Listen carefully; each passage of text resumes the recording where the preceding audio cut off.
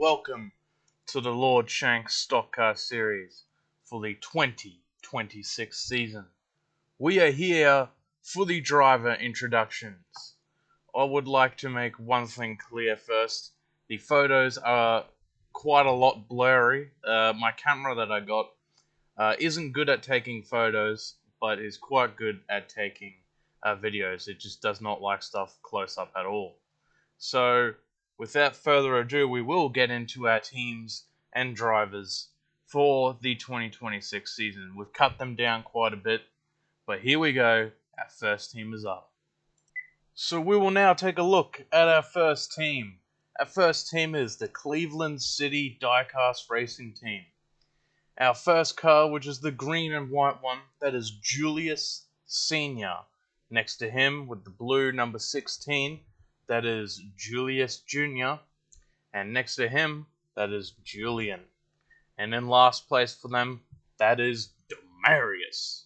They did pretty good last season, well, for the few races that we had, but let's hope they can do better. Our next team is the Barora Bangers. That makes up with the number 87 of Gaza, Gale Force in the 88, and Jimbo Rockford in the 89. Jimbo Rockford almost, and I mean almost, got the championship. He was leading it early on, but kind of fell apart. Gale Force is new to the team, new to our series, so she will do amazing. She's in the old Gator McCluskey car. Next up is Cut Rock Creek Racing. First place for them in the number 7 is Harry Hoon. Next to him is the 63 of Bert Buzzard.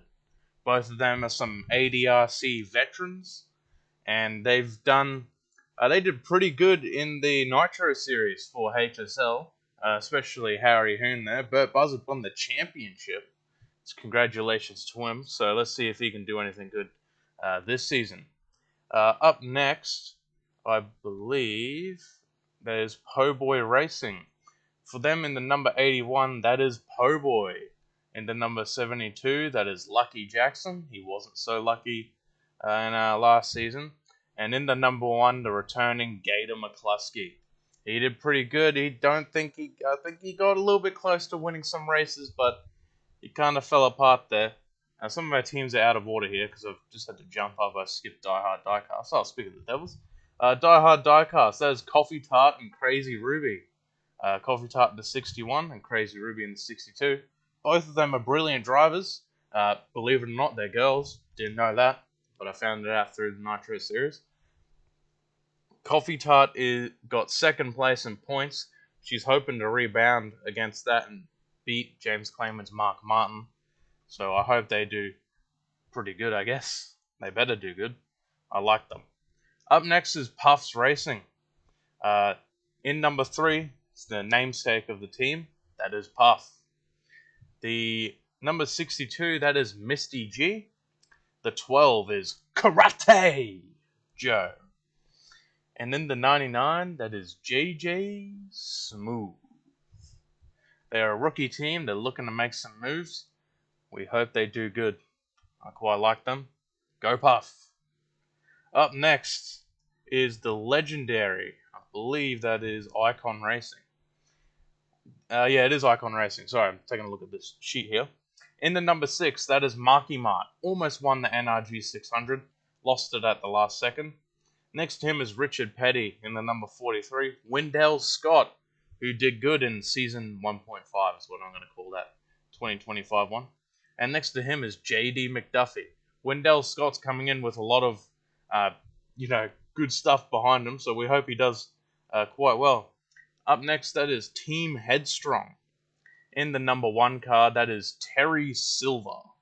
Next to him in the 182, that is Mohawk. In the 88, that is The Fridge. And in the number 31, that is Paul Turner.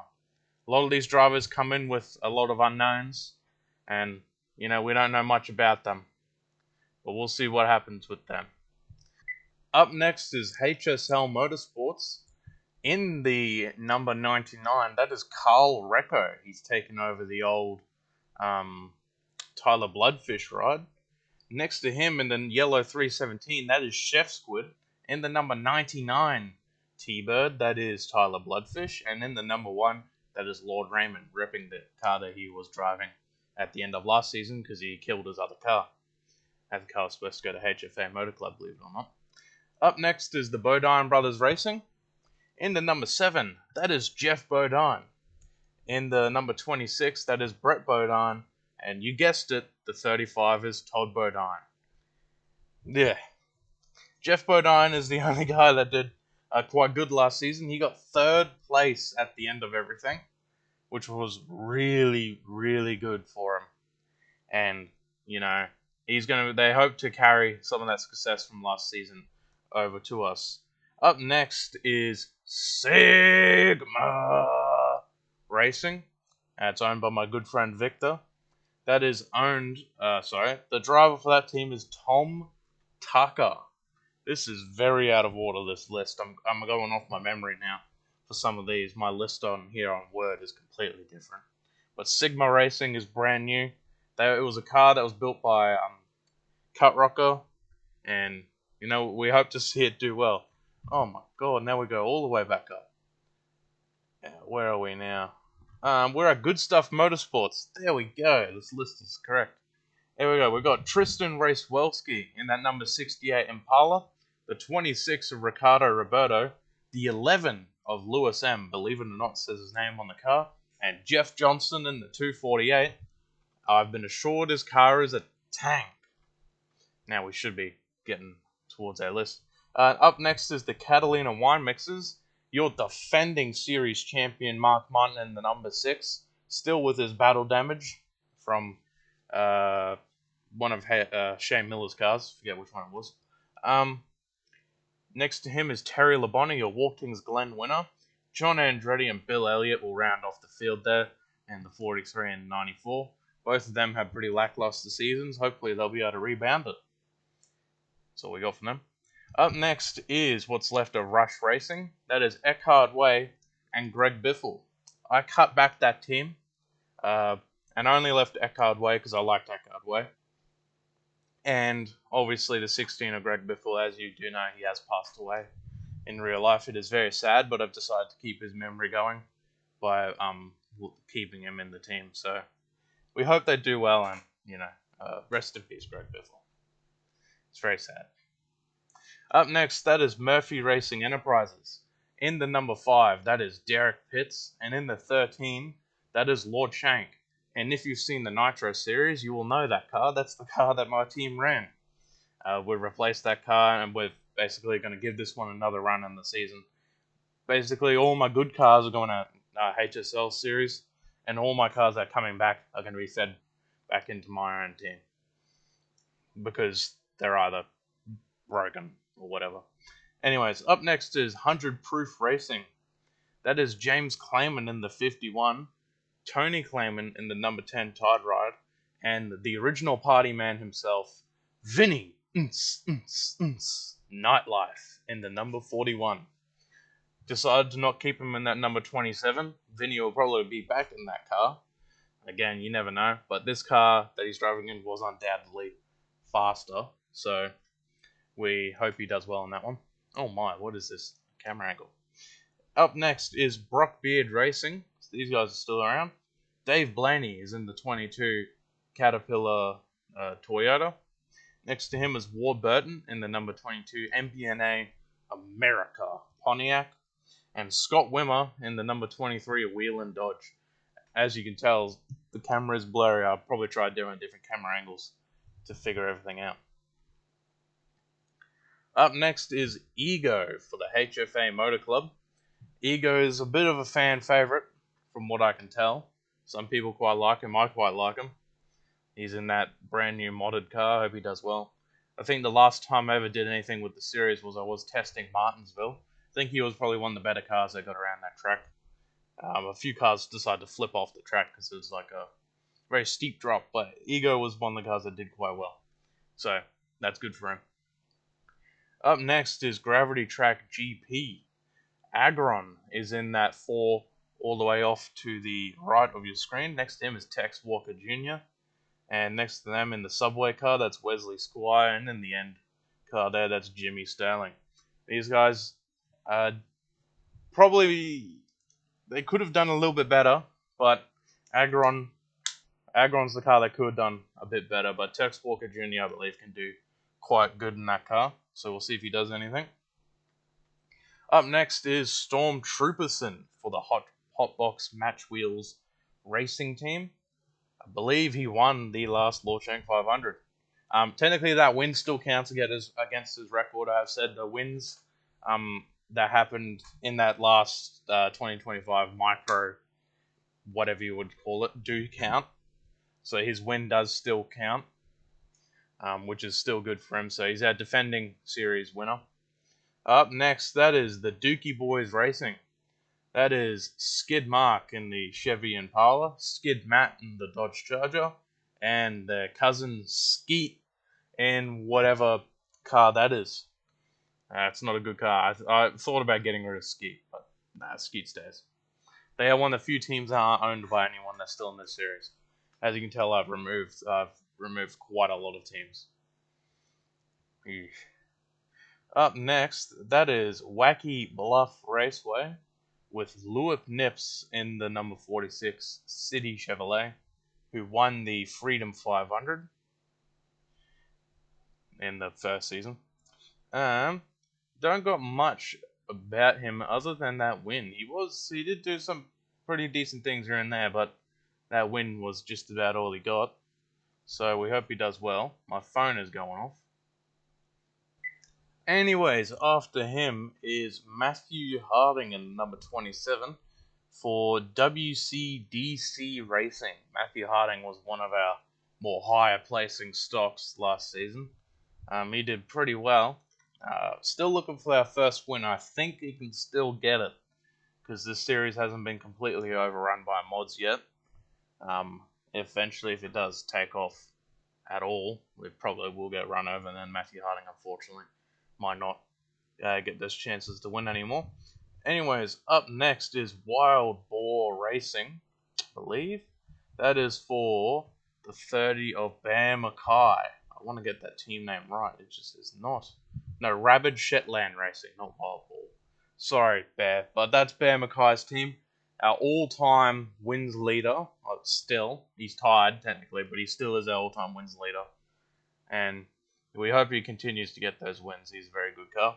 Next is Kane Black for Black Dragon Racing in a brand new modified car. That car hasn't seen track time at all.